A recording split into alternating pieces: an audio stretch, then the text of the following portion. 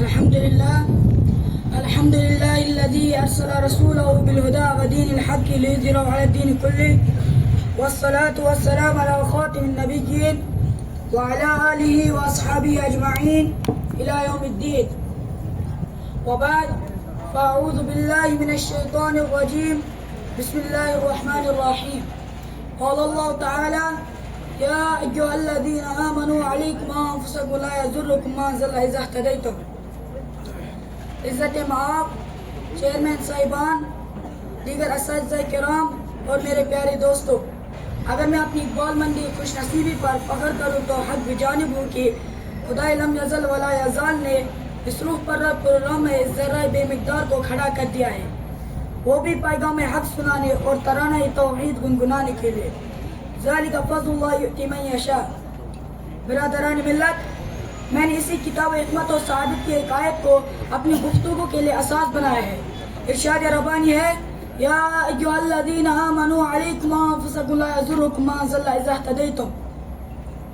اے مسلمانوں، تم اپنے اصول و قانون، اپنے دستور و آئین، اپنے دین و شریعت کے ماتحت اپنے اعمال و کردار اور سیرت و اخلاق کو درست کر لو اور تم ہدایت پر رہو گے، دین پر عمل پیرا رہو گے، اتباع سنت کرتے رہو گے تو ہمارا وعدہ ہے کہ کوئی گمراہ طاقت تم کو نقصان نہیں پہنچا سکتی، کوئی طاغوت تم پر غالب نہیں آ سکتا، کوئی فرعون تمہارا بال بیکر نہیں کر سکتا، کوئی نمرود تم کو ہراساں نہیں کر سکتا.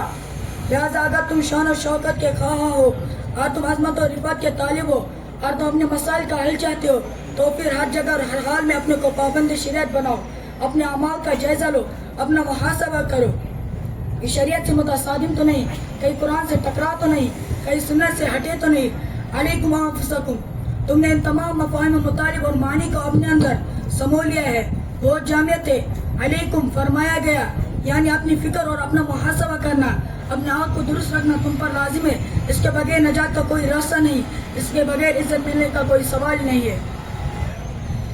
حضرات، اسلامی تاریخ کا سب سے خوفناک دور کا سامنا مسلمانان عالم کر رہے. کہیں انصاف نہیں، کہیں امن نہیں. ان شدید ترین مشکلات میں، نازک ترین حالات میں، خوفناک ترین ماحول میں ہم اپنی بے گناہی کا ثبوت کیسے دیں جبکہ دشمنان اسلام نے ہم کو مجرم تسلیم کر لیا ہے.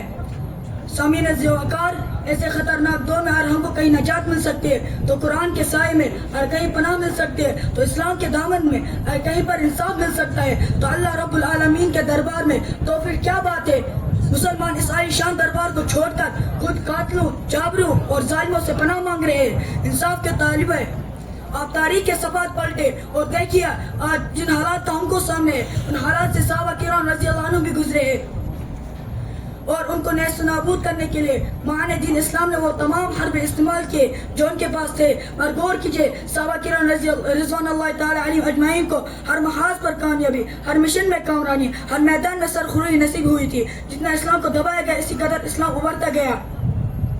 حضرات، جانتے ہیں اس کی وجہ کیا تھی؟ وہی جو قرآن نے بتایا: علیکم انفسکم. صحابہ کرام رضوان اللہ علیہم تعالی اجمعین نے ہر محاذ پر، ہر حال میں سنت پر عمل کیا، اسلام پر عمل کیا. وہ دنوں میں مجاہد تھے تو راتوں میں عبادت گزار ہوتے تھے، اور کہیں پر ناکام رہتے پہلے اپنے اعمال کا جائزہ لیتے، اپنا محاسبہ کرتے کہ کسی جگہ کوتاہی تو نہیں ہوئی، کئی قدم راہ ہدایت سے بھٹکے تو نہیں، ورنہ اللہ کا وعدہ سچا ہے. یقیناً پریشانیاں، مشکلات، ناکامیاں، رسوائیاں، یہ سب ہمارے اعمال کے کوتاہی کے سبب آتی ہے.